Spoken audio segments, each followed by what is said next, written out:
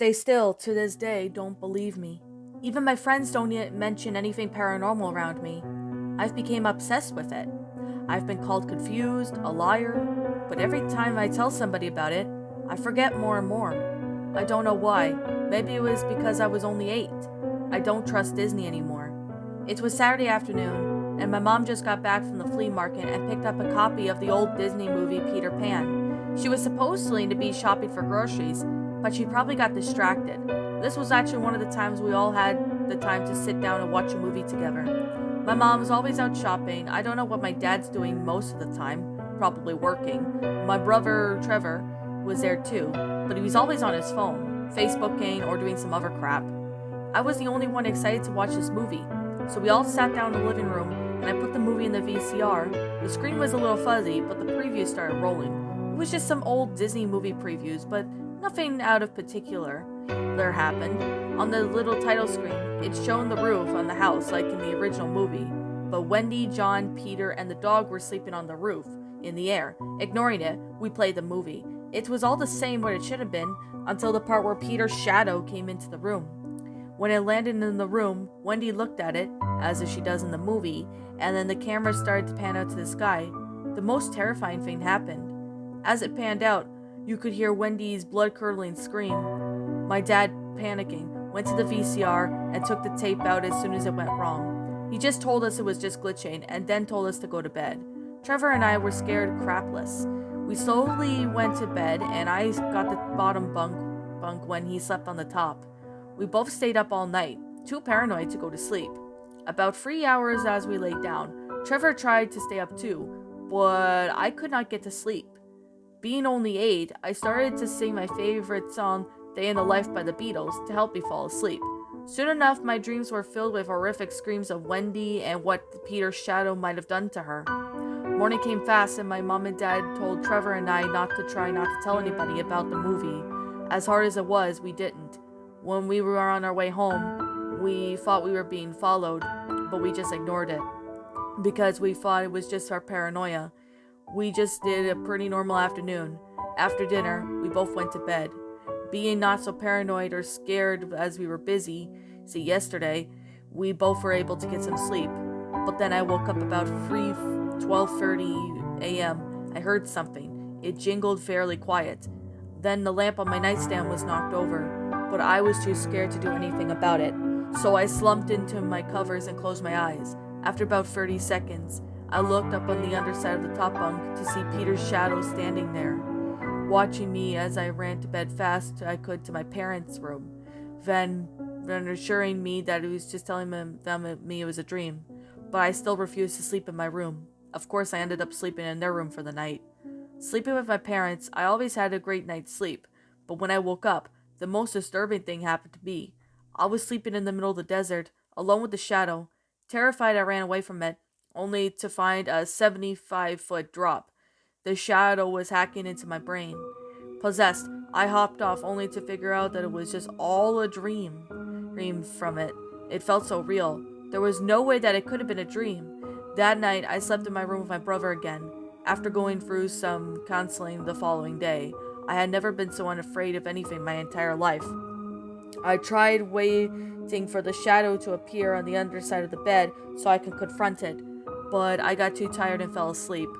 Waking up in the middle of the night, for the same reason I did the night before, I looked to see the shadow watching me, then reached out where a knife to be where the shadow would be. I got a migraine and stopped. I looked over the head of the shadow and stared. Becoming unconscious, I crawled into a ball under my covers. I started singing Day in the Life to calm me down, to make me forget everything that's happened with this nightmare. Then I noticed that I wasn't the one singing it. Trevor started screaming and I ran out of the bunk and turned on the light. Trevor was crying. I looked on the other side of the top bunk. A red piece of paper crumpled up into a ball. It opened. 13.5/6. It's what it said in the curly letters. I don't know what this monster wanted, but it did get it, because Trevor was not be able to speak again for a very long time. And that, my little pretties, was Peter's Shadow, a Peter Pan, creepypasta. My final thoughts on the story. I would have to say that this is actually a really well made creepypasta. So I do remember, sitting there and, narrating this, back in 2019. But I also remembered a lot of other people have sat there and narrated this story. Like, I've seen lots of people sitting there and they have narrated this story, which I have to say, it's a pretty good pasta for what it was. It was a really good made creepypasta. It's frightening, don't get me wrong, because, the fact that, Peter's shadow, doing all these things, it's pretty messed up, to be completely honest. It's like very, very, very messed up. So it's actually something I'm definitely saying right now that I remember, this story. A lot of other people have sat there and narrated it. And it's actually very surprising because the first one I saw this on was like a Mr. Nightmare's, channel before, he had some copyright issues. But, anyways, this was actually a pretty good story for what it was. Peter's Shadow was actually a really well made story. This is actually very freaky. Like, when I first read this story, I was unnerved by this. Like, it was really freaky and it was just really well made.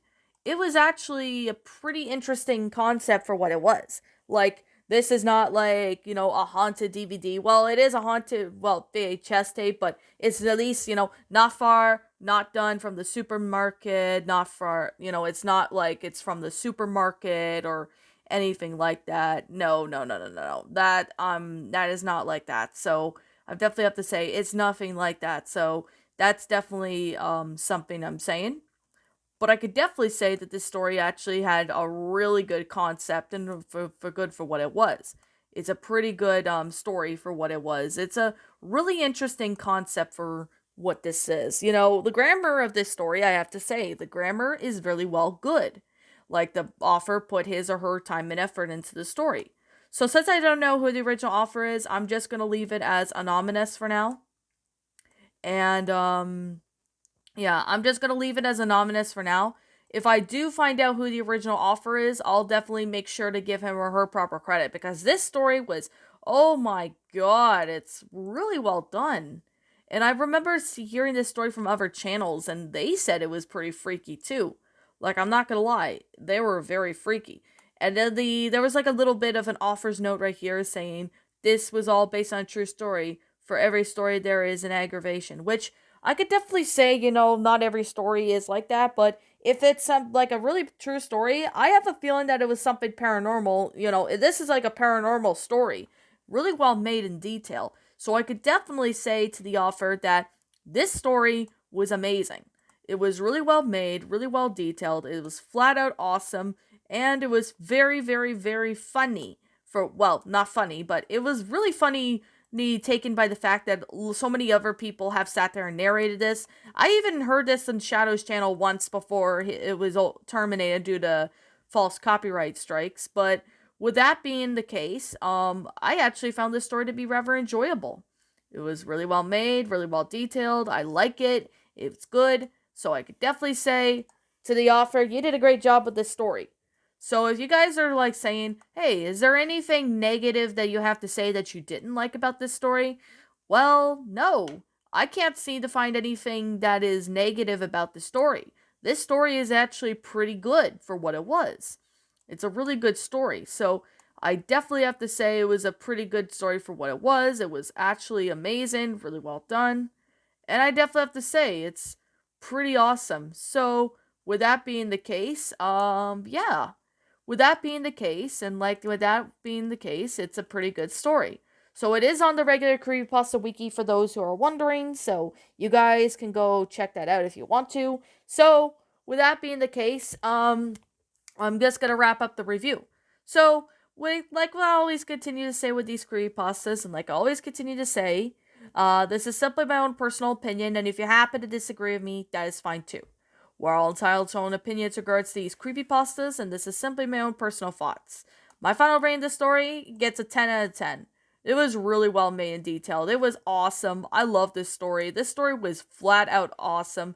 There was definitely a lot of time and effort into it, so I definitely have to say, to the author, awesome job with this story. And I wonder what kind of other stories that this author created, because that would be awesome to know, because I would like to sit there and think and see more of his or her stories that he or she created. So, with that being the case, what did you guys think about this creepypasta? Did you all enjoy it? Did you not?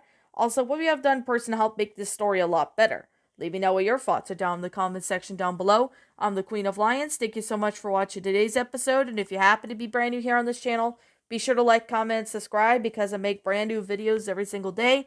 Don't forget to ring the notification bell when I upload, so then you guys will not miss an upload. So as always, please roll the outro, because I'm out of here, and I'll be catching you all in the next video. So peace out, everyone, and as always, please roll the outro, because I'm out.